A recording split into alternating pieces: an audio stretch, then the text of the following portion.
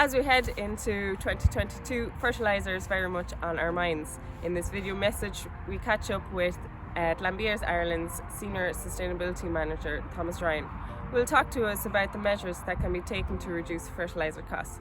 So the first question I put to Thomas was, how can farmers reduce fertilizer costs in 2022?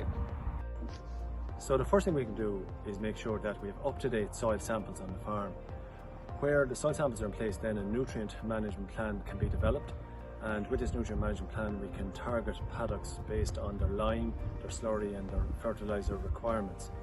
Initially, however, it's important to get the soil pH right, so as when the nutrients are applied, they're locked up and available for grass growth and not lost to the environment.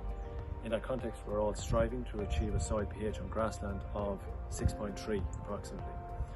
The other thing to think about in terms of managing your fertilizer costs is being aware of the nutrient value of your slurry.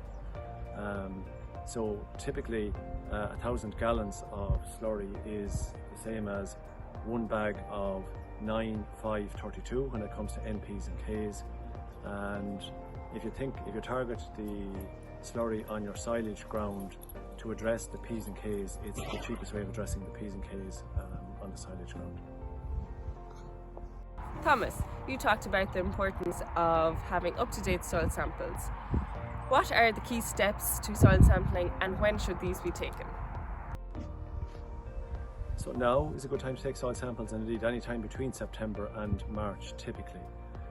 When you're taking soil samples, you really take one soil sample for every 2 to 4 hectares. And in terms of timing of soil sampling, you should really leave it to about 3 to 6 months after the last application of fertilizers before you take your soil sample.